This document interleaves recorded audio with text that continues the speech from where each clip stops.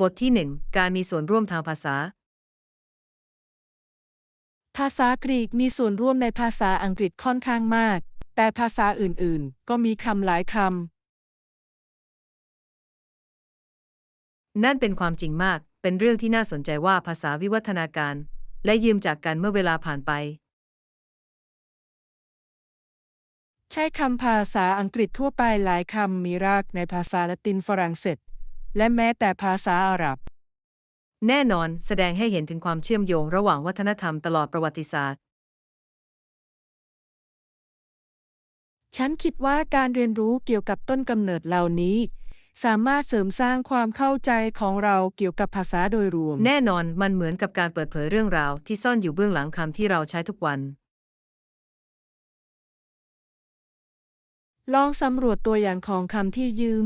และประวัติศาสตร์ที่น่าสนใจของพวกเขา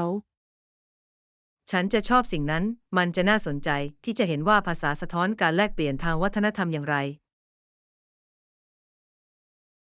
ฉันตื่นเต้นที่จะดำดิ่งสู่การเดินทางทางภาษานี้ บทที่ 2 การเปลี่ยนแปลงอาชีพฟุตบอล หลังจากอาชีพฟุตบอลที่โดดเด่นของเขา เขาก็ผจญภัยในการแสดงและการแสดงความคิดเห็นทางโทรทัศน์ ซึ่งค่อนข้างเป็นการเปลี่ยนแปลง ใช่มันน่าหลงใหลที่ได้เห็นนักกีฬาใช้ชื่อเสียงในทิศทางใหม่ โดยเฉพาะอย่างยิ่งในด้านความบันเทิง อย่างไรก็ตามเมื่อเขาถูกกล่าวหาในเดือนมิถุนายนปี 1994 มันเปลี่ยนการรับรู้ของประชาชนอย่างมาก แน่นอนเหตุการณ์ดังกล่าวสามารถเปลี่ยนแปลงวิธีที่แฟนๆ มองไอดอลของพวกเขาได้อย่างมาก มันเน้นความซับซ้อนของคนดัง และช่วงเวลาหนึ่งสามารถเปลี่ยนแปลงอาชีพได้อย่างไร ใช่และเป็นการเตือนใจว่าบุคคลสาธารณะยังคงเป็นมนุษย์ และสามารถเผชิญกับความท้าทายที่ร้ายแรงได้ มาสำรวจเพิ่มเติมเกี่ยวกับการเดินทางของเขา และวิธีที่เขาสามารถนำทางขึ้นและลงเหล่านั้นฟังได้ ดูเหมือนการอภิปรายที่มีค่า การทำความเข้าใจเรื่องราวเหล่านี้สามารถสอนเราได้มากมาย ฉันหวังว่าจะเจาะลึกในหัวข้อนี้ บทที่ 3 ความไว้วางใจในเทคโนโลยี คุณมีแบรนด์ใด ๆ ที่คุณไว้วางใจสำหรับอุปกรณ์อิเล็กทรอนิกส์หรือไม่ ใช่ฉันมักจะยึดติดกับบริษัทที่มีชื่อเสียงที่มั่นคงในด้านคุณภาพ และการบริการลูกค้า ฟังดูฉลาด สิ่งสำคัญคือต้องเลือกแบรนด์ที่รู้จักในด้านความน่าเชื่อถือ โดยเฉพาะอย่างยิ่งสำหรับผลิตภัณฑ์เทคโนโลยี แน่นอนฉันตรวจสอบความคิดเห็น และการให้คะแนนเสมอก่อนทำการซื้อ เพื่อให้แน่ใจว่าฉันได้รับสิ่งที่ดีที่สุด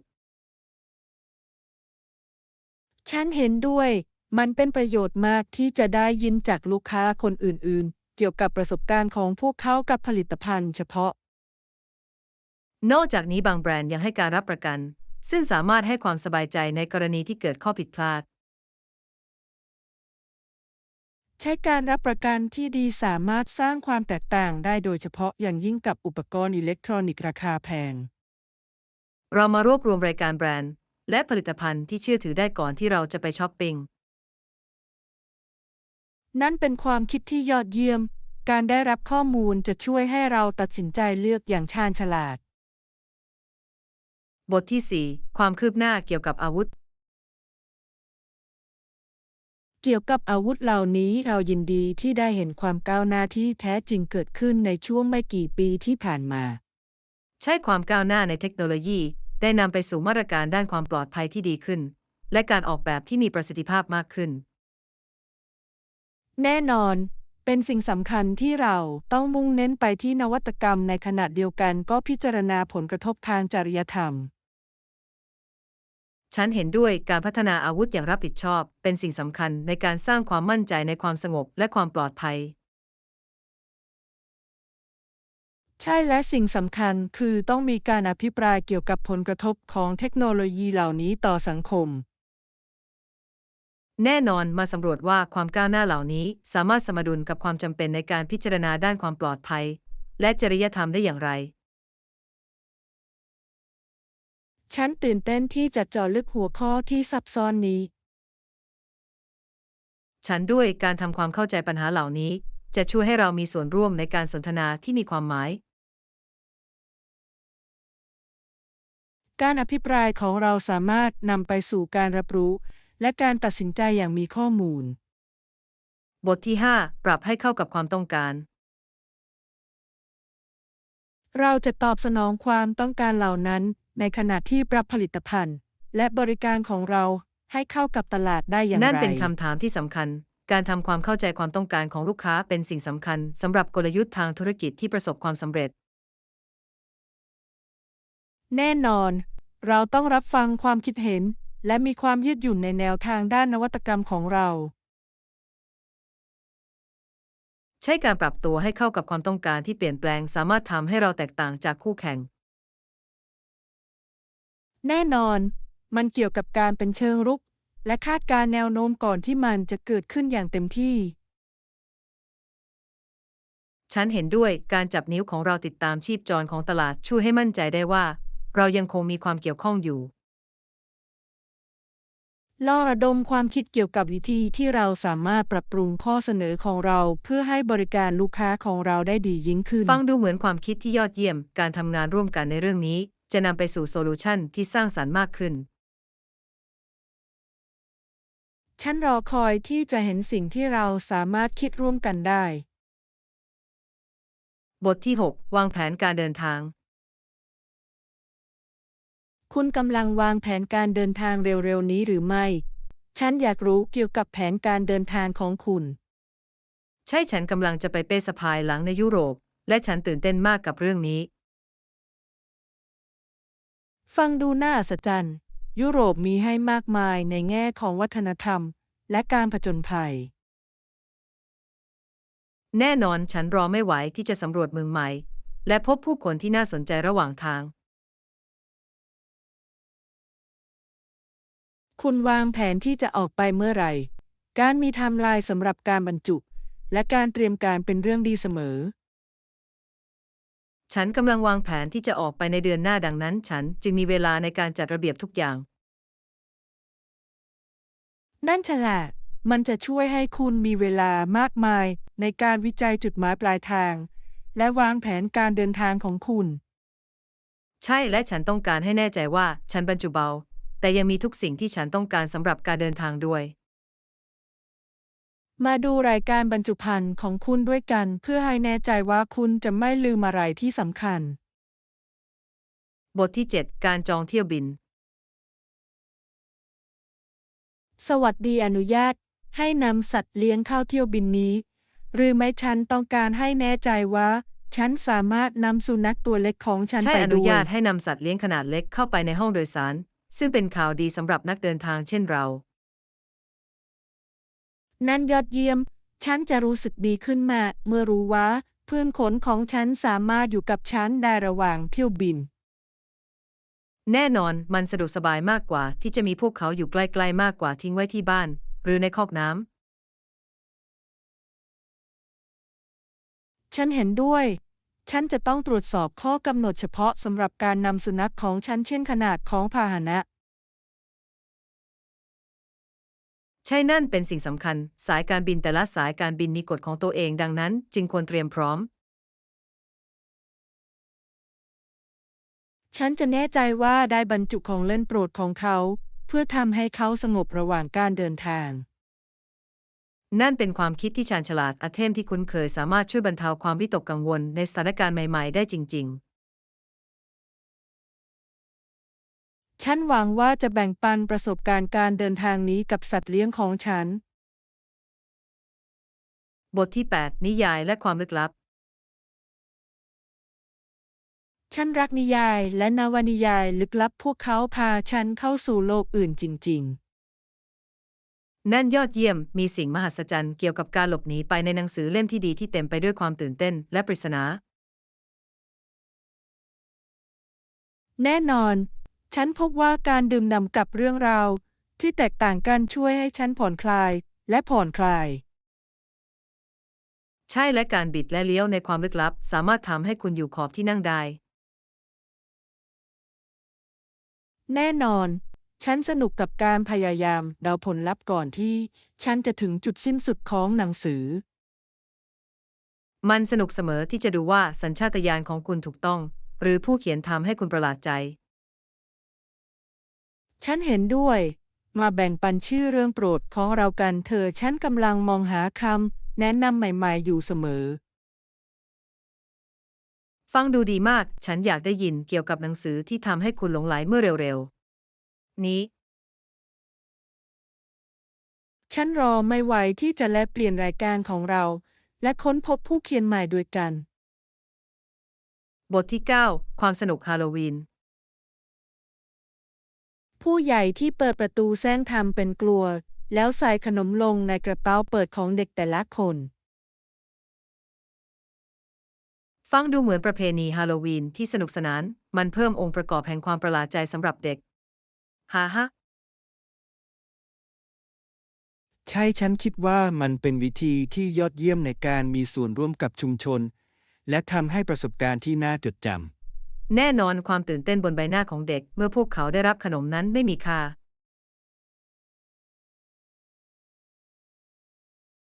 ฉันเห็นด้วย เป็นช่วงเวลาเล็กๆเหล่านั้นที่สร้างความทรงจำที่ยั่งยืนให้กับพวกเขา นอกจากนี้ยังแสดงให้เห็นว่าผู้ใหญ่สามารถสนุกได้มากแค่ไหนในช่วงวันฮาโลวีนเช่นกัน แน่นอน ทุกคนสามารถเข้าร่วมงานเทศกาลและแบ่งปันหัวเราะ เรามาแน่ใจว่าได้แต่งกายที่สร้างสรรค์สำหรับวันฮาโลวีนครั้งต่อไปเพื่อรักษาจิตวิญญาณให้มีชีวิตอยู่ ฉันตื่นเต้นกับสิ่งนั้น มันจะเป็นวิธีที่ยอดเยี่ยมในการเฉลิมฉลองด้วยกัน บทที่ 10 ความท้าทายทางการเงิน ตอนนี้ฉันไม่สามารถซื้อรถหรือคอมพิวเตอร์ใหม่ให้เขา ได้มันเป็นเรื่องยากในการจัดการค่าใช้จ่าย ฉันเข้าใจอย่างสมบูรณ์ข้อจำกัดทางการเงินสามารถจำกัดตัวเลือกของเราได้จริง ฉันกำลังดูเขาในวันหยุดสุดสัปดาห์ และดูเหมือนว่าเขาจะต่อสู้กับอุปกรณ์เก่าที่เขามี ๆ นั่นน่าหงุดหงิดเป็นเรื่องยากที่จะเห็นคนที่คุณสนใจที่จะจัดการกับเทคโนโลยีที่ล้าสมัย ใช่และฉันหวังว่าฉันจะช่วยเขาได้มากขึ้น แต่ฉันต้องจัดลำดับความสำคัญของค่าใช้จ่ายของตัวเองตอนนี้ ฉันเข้าใจแล้วบางทีอาจมีทางเลือกที่ไม่แพงบางอย่างที่คุณสามารถสำรวจร่วมกันได้ นั่นเป็นความคิดที่ดี การมองหาตัวเลือกมือสองอาจเป็นวิธีแก้ปัญหา แน่นอนบางครั้งไอเทมที่ใช้ก็ดีพอๆกัน และสามารถประหยัดเงินได้มาก ล่อระดมความคิดทางเลือกบาง อย่างที่สามารถใช้งานได้กับเขา โดยไม่ทำลายธนาคาร บทที่ 11 ยืมแล็ปท็อป คุณสามารถยืมแล็ปท็อปของคุณให้ฉันสัก 2-3 ชั่วโมง ได้ไหมฉันมีงานเร่งด่วนให้เสร็จสิ้น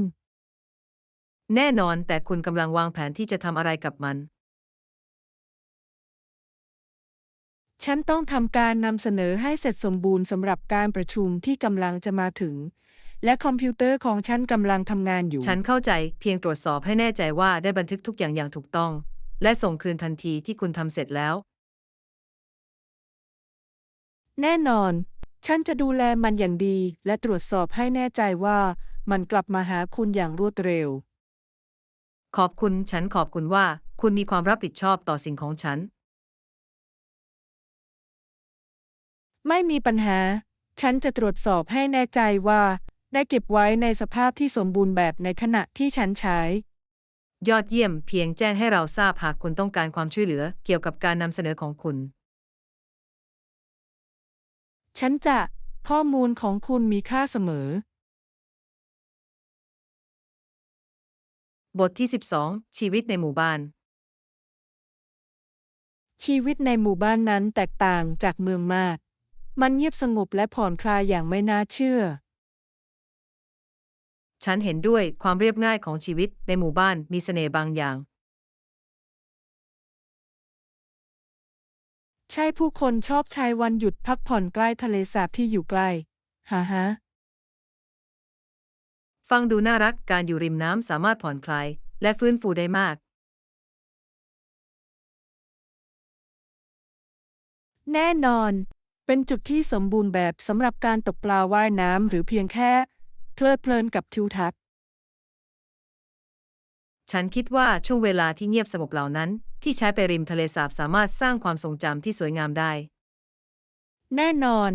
มาวางแผนการพักผ่อนสุดสัปดาห์ไปยังหมู่บ้านริมทะเลสาบกันเถอะ ฉันจะชอบสิ่งนั้น มันจะเป็นการหลบหนีที่ยอดเยี่ยมจากความวุ่นวายของชีวิตในเมือง ฉันสามารถนึกภาพว่าเราเพลิดเพลินกับความเงียบสงบและอากาศบริสุทธิ์ บทที่ 13 ความผิดหวังในการเดินทาง นั่นน่าหงุดหงิดจริงๆ คุณรายงานกับสายการบินเกี่ยวกับเที่ยวบินล่าช้าของคุณหรือไม่ ใช่ฉันทำแต่ดูเหมือนพวกเขาท่วมกับข้อร้องเรียน และไม่สามารถให้ความช่วยเหลือได้มากนัก นั่นน่าผิดหวัง มันยากเมื่อคุณต้องการความช่วยเหลือ และพนักงานยืดตัวให้บาง แน่นอนฉันหวังว่าจะได้รับการแก้ไขอย่างรวดเร็ว แต่มันกลายเป็นการรอคอยนาน ฉันจินตนาการได้ สายการบินควรมีระบบที่ดีกว่าในการจัดการความล้าช้า ใช่มันจะทำให้ประสบการณ์ราบรื่นขึ้นสำหรับทุกคนที่เกี่ยวข้อง หวังว่าพวกเขาจะเสนอค่าชดเชยสำหรับความล้าช้าที่ยาวนานแต่บางครั้งมันก็ไม่คุ้มค่ากับความยุ่งยาก แน่นอนมันอาจเป็นปัญหามากกว่าที่ควรจะไล่ตามสิ่งที่พวกเขาเสนอ ฉันคิดว่ามันเป็นสิ่งสำคัญที่จะต้องสงบและอดทนแม้ในสถานการณ์ที่น่าหงุดหงิดเหล่านี้ บทที่ 14 ประวัติการถ่ายภาพ ในที่สุดความก้าวหน้าในการถ่ายภาพทำให้การพิมพ์ประเภทนี้ล้าสมัยในปี 1906 บริษัทเคอริอาและไอฟ์ปิดทำงาน นั่นน่าสนใจ เป็นเรื่องที่น่าสนใจที่จะเห็นว่าเทคโนโลยีสามารถเปลี่ยนแปลงทั้งอุตสาหกรรมได้อย่างไร แน่นอน วิวัฒนาการของการถ่ายภาพเปลี่ยนวิธีที่เราถ่ายภาพและแบ่งปันภาพ ใช่และสะท้อนให้เห็นถึงการเปลี่ยนแปลงที่กว้างขวางในสังคม และวัฒนธรรมในช่วงเวลานั้น แน่นอน มาสำรวจเพิ่มเติมว่าความก้าวหน้าเหล่านี้มีอิทธิพลต่อศิลปะและการสื่อสารอย่างไร ฉันจะชอบสิ่งนั้น การทำความเข้าใจประวัติเบื้องหลังการเปลี่ยนแปลงเหล่านี้สามารถให้ข้อมูลเชิงลึกที่มีคุณค่า มันน่าทึ่งที่จะคิดว่าเรามาไกลแค่ไหนตั้งแต่นั้นมา ใช่และเป็นเรื่องที่น่าตื่นเต้นที่จะเห็นว่าอนาคตจะเป็นอย่างไรสำหรับการถ่ายภาพและภาพศิลปะ ลองเจาะลึกในหัวข้อนี้ และค้นพบเพิ่มเติมเกี่ยวกับความสำคัญของมัน บทที่ 15 การผจญภัยขี่ม้า คุณสนใจกิจกรรมอะไรบ้างฉันอยากไปขี่ม้า และสำรวจธรรมชาติบนม้า ฟังดูน่าอัศจรรย์ การขี่ในชนบทอาจเป็นประสบการณ์ที่น่าตื่นเต้นเช่นนี้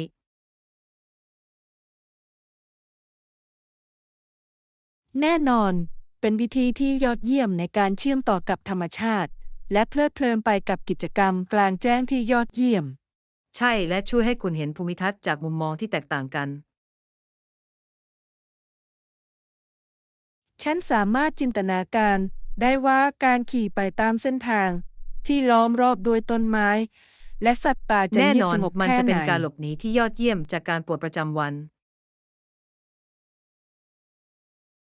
ลองมองหาข้อในท้องถิ่นที่นำเสนอการขับขี่กันเถอะมัน จะเป็นการผจญภัยที่น่าจดจำ ฉันทุกคนเพื่อสิ่งนั้น ฉันรอไม่ไหวที่จะอ่านและข้ามเส้นทางด้วยกัน มันจะเป็นประสบการณ์ที่สนุกสนาน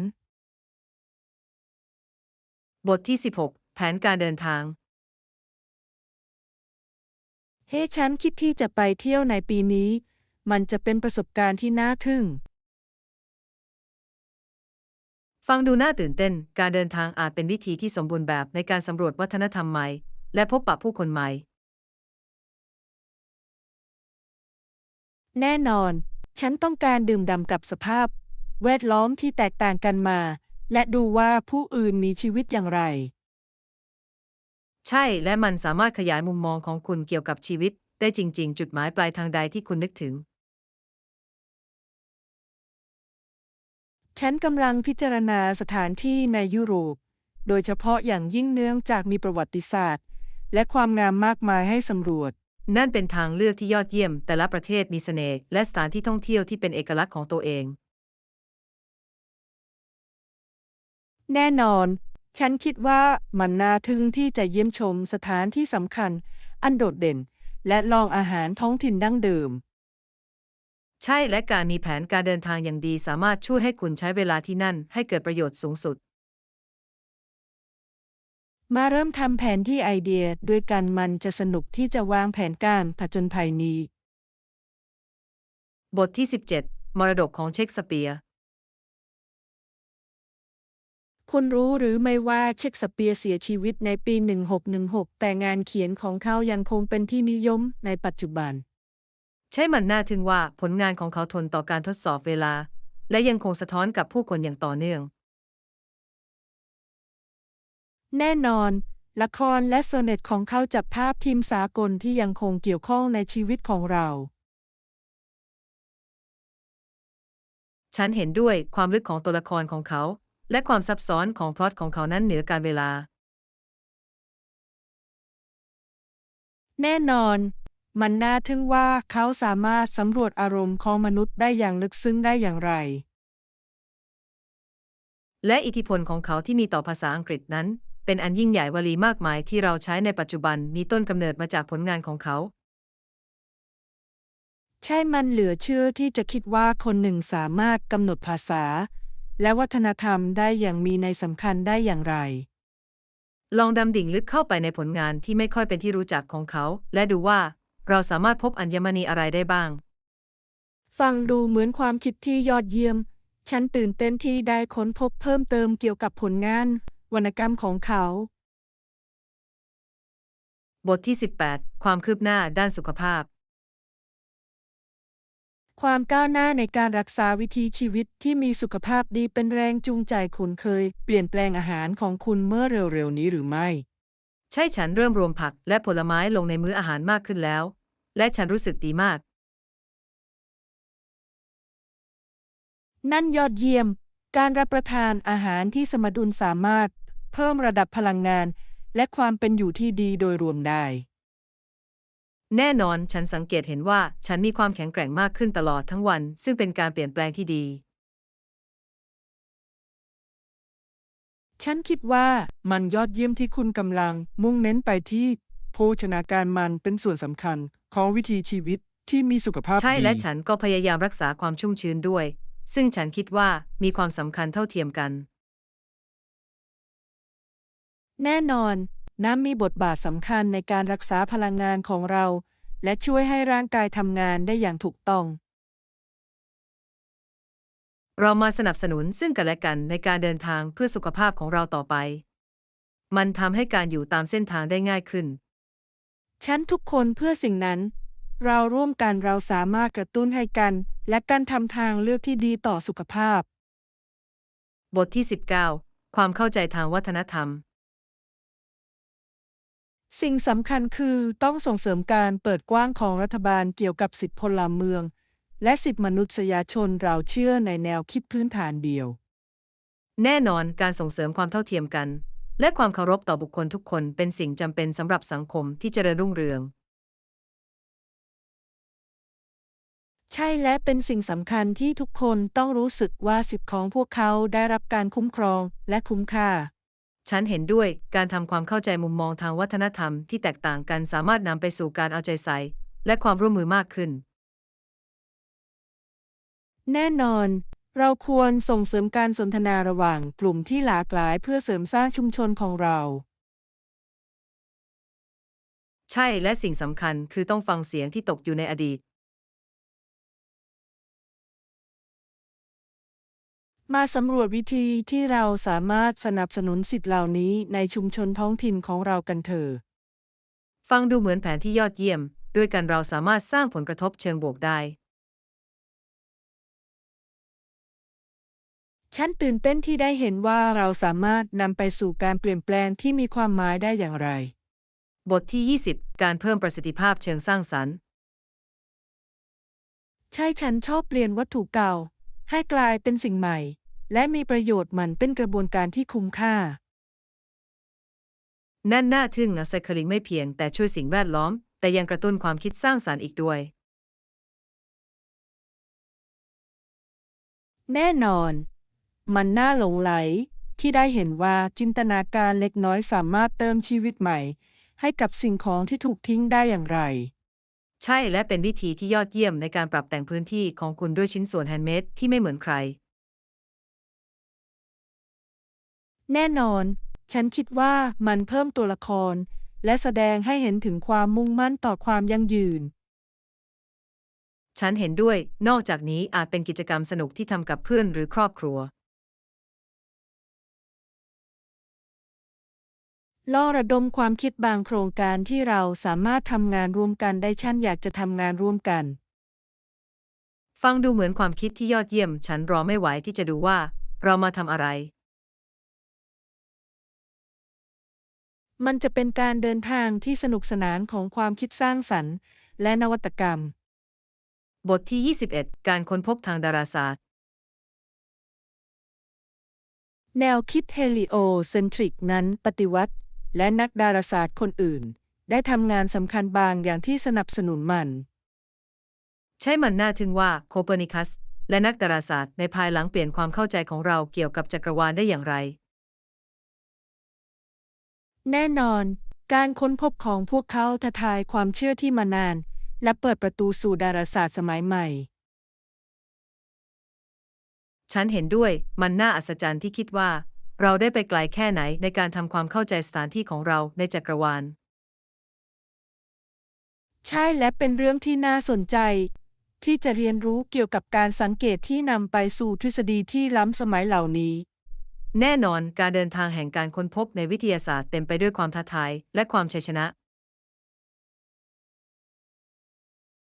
มาสำรวจเพิ่มเติมเกี่ยวกับบุคคลทางประวัติศาสตร์เหล่านี้ และการมีส่วนร่วมของพวกเขาต่อความเข้าใจของเราเกี่ยวกับจักรวาล ฟังดูเหมือนแผนที่ยอดเยี่ยม ฉันตื่นเต้นที่จะเจาะลึกโลกแห่งดาราศาสตร์ ฉันรอไม่ไหวที่จะค้นพบเพิ่มเติมเกี่ยวกับการค้นพบที่น่าสนใจเหล่านี้ บทที่ 22 เมืองที่สามารถเดินได้ ง่ายต่อการเดินเท้าในเมืองหลายเมือง ในยุโรปเขาโครงมักถูกออกแบบมาสำหรับคนเดินเท้า แน่นอนการเดินช่วยให้คุณสัมผัสกับวัฒนธรรม และบรรยากาศของสถานที่ที่คุณเยี่ยมชมได้อย่างแท้จริง ใช่และคุณสามารถค้นพบอัญมณีที่ซ่อนอยู่ที่คุณอาจพลาดขณะขับรถ แน่นอนมีสิ่งพิเศษเกี่ยวกับการเดินเล่นผ่านถนนหินปูน และเพลิดเพลินไปกับสถานที่ท่องเที่ยวในท้องถิ่น แน่นอน นอกจากนี้ยังเป็นวิธีที่ยอดเยี่ยมในการกระตือรือร้นขณะสำรวจ ฉันเห็นด้วยการเดินยังทำให้คุณมีโอกาสหยุด และถ่ายภาพเมื่อใดก็ตามที่บางอย่างดึงดูดสายตาของคุณ เรามาแน่ใจว่า ได้วางแผนการเดินทางครั้งต่อไปของเรา เพื่อรวมทัวร์เดินเท้าและประสบการณ์มาก ฟัง มา ดู ย สมบูรณ์แบบ ฉันรอไม่ไหวที่จะดื่มด่ำกับวัฒนธรรมท้องถิ่น มันจะเป็นการผจญภัยที่น่าทึ่ง บทที่ 23 อภิปรายความร่วมมือ มาพูดถึงเงื่อนไขสัญญากันเถิดฉันคิดว่า สิ่งสำคัญคือต้องแน่ใจว่าเราทั้งคู่อยู่ในหน้าเดียวกัน แน่นอนข้อใดที่เฉพาะเจาะจงที่คุณกังวลมากที่สุดเกี่ยวกับหุ้นส่วน ฉันต้องการชี้แจงรูปแบบการแบ่งปันกำไร และความรับผิดชอบที่เราจะทั้งคู่มี นั่นเป็นจุดเริ่มต้นที่ดี ความคาดหวังที่ชัดเจนจะช่วยป้องกันความเข้าใจผิดในภายหลัง แน่นอน สิ่งสำคัญคือเราต้องสรุปบทบาทของเราเพื่อให้แน่ใจว่ามีความรับผิดชอบ ฉันเห็นด้วย ลองพิจารณาว่าเราจะจัดการกับข้อพิพาทที่อาจเกิดขึ้นในอนาคตได้อย่างไร ใช้การมีแผนการแก้ไขความขัดแย้งเป็นสิ่งสำคัญสำหรับการเป็นหุ้นส่วนที่มีสุขภาพดี มาใช้เวลาของเราในการพิจารณาแต่ละแง่มุมอย่างละเอียด เพื่อให้แน่ใจว่าเราครอบคลุมทุกอย่าง ฉันดีใจที่เรากำลังพูดถึงเรื่องนี้ การสื่อสารแบบเปิดเป็นกุญแจสำคัญในการสร้างหลักฐานที่แข็งแกร่ง บทที่ 24 คำแนะนำเมนู คุณมีคำแนะนำเกี่ยวกับเมนูหรือไม่ ฉันตื่นเต้นที่จะลองสิ่งใหม่ ซูชิโร่ที่นี่น่าทึ่งมาก ฉันขอแนะนำม้วนปลาทูน่ารสเผ็ดเป็นอย่างยิ่ง ฟังดูอร่อย ฉันชอบซูชิและลองชิมอาหารท้องถิ่นเป็นของหวานเสมอ แน่นอนความสดของส่วนผสมทำให้รสชาติแตกต่างกัน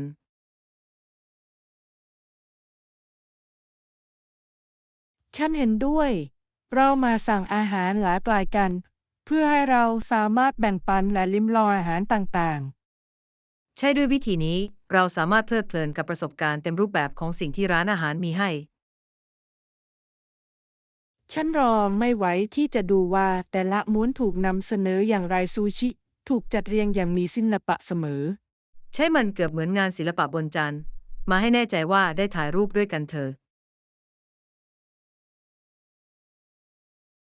แน่นอน นี่จะเป็นอาหารที่น่าจดจบทที่ 25 พื้นที่จัดระเบียบ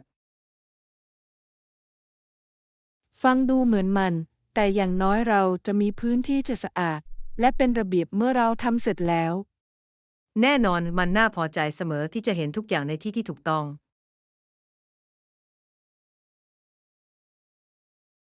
ใช่และการบำรุงรักษาองค์กรสามารถช่วยให้เราค้นหาสิ่งต่างๆ ได้ง่ายขึ้นในอนาคต ฉันเห็นด้วย นอกจากนี้ยังสร้างสภาพแวดล้อมที่น่ารื่นรมขึ้นในการทำงานและผ่อนคลาย แน่นอน พื้นที่ที่เป็นระเบียบเรียบร้อยสามารถปรับปรุงผลผลิต และอารมณ์ของเราได้อย่างมาก มาทำให้เป็นนิสัยในการขจัดขนอย่างสม่ำเสมอ เพื่อให้สิ่งต่างๆ สามารถจัดการได้ ฟังดูเหมือนแผนที่มั่นคง ความสม่ำเสมอเป็นกุญแจสำคัญในการรักษาระเบียบ ใช่และมันจะทำให้กระบวนการนี้ง่ายขึ้นมากในระยะยาว ฉันรอคอยที่จะเพลิดเพลินกับพื้นที่ที่สดชื่นของเรา บทที่ 26 การพักผ่อนวันหยุดสุดสัปดาห์ ฉันแทบจะไม่สามารถยับยั้งความตื่นเต้นเกี่ยวกับวันหยุดสุดสัปดาห์ที่กำลังจะมาถึงได้มันรู้สึกเหมือนการหลบหนีจากกิจวัตรประจำวันของเราได้อย่าง แน่นอน สมบู ฉั ร น ณ์ ร แบ อบ คอยสิ่งนี้มาหลายสัปดาห์แล้ว จินตนาการถึงการผจญภัยทั้งหมดที่เราจะไปด้วยกัน คุณเคยคิดบ้างไหมว่ากิจกรรมใดที่เราควรจัดลำดับความสำคัญ ในขณะที่เรากำลังอยู่ที่นั้น ฉันต้องการใช้เวลาของเรา ฉันคิด ให้ ว่า เกิดประโยช เรา น์ ค สู วรง สุ สำรว ด จเส้นทางในท้องถิ่น และอาจลองเล่นกีฬาทางน้ำหากสภาพอากาศอนุญาต ฟังดูน่าอัศจรรย์ ฉันสามารถนึกภาพเราเดินป่าผ่านภูมิทัศน์ที่สวยงาม และเพลิดเพลินกับอากาศบริสุทธิ์ได้แล้ว นอกจากนี้เราควรใช้เวลาพักผ่อน และเพลิดเพลินกับทิวทัศน์อย่างแน่นอนสิ่งสำคัญคือต้องผ่อนคลายเช่นกัน แน่นอน การค้นหาความสมดุลระหว่างการผจญภัย และการผ่อนคลายเป็นกุญแจสำคัญในการเดินทางที่น่าจดจำ และอย่าลืมถ่ายภาพมากมายเพื่อจับภาพช่วงเวลาที่น่าทึ่งเหล่านี้ที่เราจะแบ่งปัน แน่นอน ฉันต้องการบันทึกทุกประสบการณ์ที่สนุกสนานเพื่อให้เราสามารถมองย้อนกลับ และระลึกถึงการพักผ่อนแห่งนี้ บทที่ 27 โลกที่เชื่อมโยงกัน ไม่ต้องสงสัยเลยว่า โลกในทางใดทางหนึ่งเชื่อมต่อกันมากขึ้นผ่านการสื่อสาร และเทคโนโลยีจำนวนมาก ฉันเห็นด้วยอย่างสิ้นเชิงมันน่าสนใจว่าตอนนี้เราสามารถแบ่งปันความคิดและวัฒนธรรมทั่วโลกได้อย่างง่ายดายเพียงใด แน่นอน วิธีที่ข้อมูลเดินทางได้ทันทีสามารถเปลี่ยนมุมมอง และส่งเสริมความเข้าใจระหว่างคนที่แตกต่างกันได้อย่างแท้จริง มันเหมือนกับการมีหน้าต่างสู่วัฒนธรรมอื่นๆ จากห้องนั่งเล่นของเราทำให้เราตระหนักถึงปัญหาทั่วโลกมากขึ้น และความเชื่อมโยงซึ่งกันและกันนี้ยังส่งเสริมการทำงานร่วมกันในการแก้ปัญหาเหล่านั้นซึ่งเป็นสิ่งสำคัญอย่างไม่น่าเชื่อ ใช่ มันทำให้ฉันมองโลกในแง่ดีเกี่ยวกับอนาคตโดยรู้ว่าผู้คนกำลังมารวมตัวกันเพื่อรับมือกับความท้าทาย เป็นเรื่องที่น่าทึ่งที่จะคิดว่าความก้าวหน้าเหล่านี้สามารถนำไปสู่การเปลี่ยนแปลงในเชิงบวกได้อย่างไรหากเราทุกคนแน่นองทำาน น และ ร่ เป็ วน ม ความ กัน รับผิดชอบของเราที่จะใช้เครื่องมือเหล่านี้อย่างชาญฉลาดและส่งเสริมความเมตตาและความเข้าใจ นั่นเป็นจุดที่ยอดเยี่ยม เราแต่ละคนสามารถมีส่วนร่วมในวิธีของเราเองในการทำให้โลกเป็นสถานที่ที่ดีขึ้น บทที่ 28 การบรรจุอย่างชาญฉลาด ดังนั้นฉันไม่ควรแพ็กชุดมากเกินไปสำหรับการเดินทางแล้วใช่ไหม นั่นเป็นเรื่องดีที่จะรู้ แน่นอนเป็นการดีที่สุดที่จะเลือกรายการที่สามารถผสมและจับคู่ได้ช่วยให้มีความคล่องตัวโดยไม่ต้องบรรจุมากเกินไป นั่นสมเหตุสมผลฉัน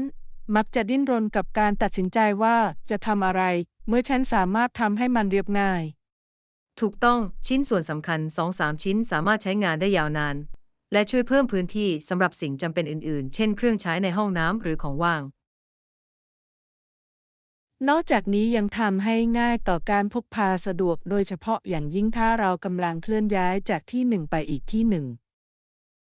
แน่นอนสิ่งสุดท้ายที่เราต้องการคือการจงติดกระเป๋าหนักในขณะที่พยายามเพลิดเพลินกับการผจญภัยของเรา ฉันจะเริ่มคิดถึงชุดของฉันทันที โดยมุ่งเน้นไปที่ความสะดวกสบายและการใช้งานจริง ความคิดที่ยอดเยี่ยม และอย่าลืมตรวจสอบสภาพอากาศ เพื่อให้คุณสามารถเตรียมพร้อมสำหรับความประหลาดใจใดฮ่าฮะ ประเด็นดี ฉันจะตรวจสอบให้แน่ใจว่าได้บรรจุเลเยอร์ในกรณีที่อุณหภูมิผันผวนได้ บทที่ 29 ความสนุกในฟาร์ม มีหลายสิ่งที่ต้องทำในฟาร์ม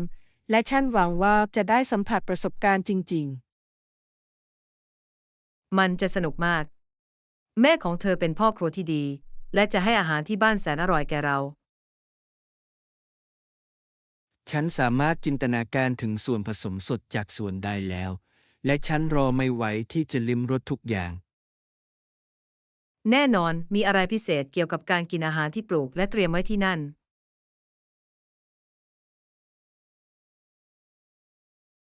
นอกจากนี้เรายังสามารถช่วยงานบ้านซึ่งจะทำให้เรา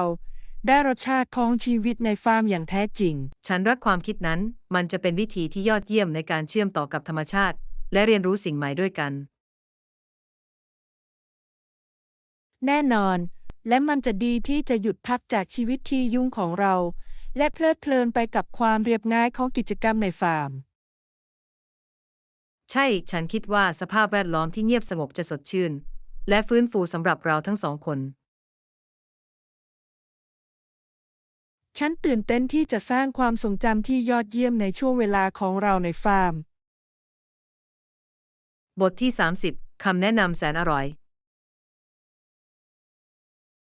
ฉันขอแนะนำอย่างยิ่งให้ลองไก่เนยเมื่อเราออกไปทานอาหารเย็นมันเป็นหนึ่งในรายการโปรดตลอดการของฉัน ฟังดูอร่อย ฉันเคยได้ยินเรื่องดีๆ เกี่ยวกับเรื่องนี้ แต่ฉันยังไม่มีโอกาสลองเลย คุณจะไม่ผิดหวัง รสชาติที่เข้มข้น และซอสครีมนั้นน่าทึ่งมากโดยเฉพาะอย่างยิ่งกับนาน ฉันแทบจะได้ลิ้มรสแล้ว คุณคิดว่าเราควรพิจารณาสั่งอาหารจานอะไรอีกบ้าง ถ้าคุณอยากมีรสเผ็ดแกงก็ยอดเยี่ยม และเข้ากันได้ดีกับข้าว ฉันรักแก่ฉันจะคำนึงถึงสิ่งนั้นอย่างแน่นอนเมื่อเราดูเมนู และอย่าลืมเกี่ยวกับอาหารเรียกน้ำย่อยซามาซอนนั้นกรอบ และเต็มไปด้วยมันฝรั่งและถั่วเผ็ด ฉันกำลังหิวแค่คิดถึงอาหารแสนอร่อยที่เราจะมี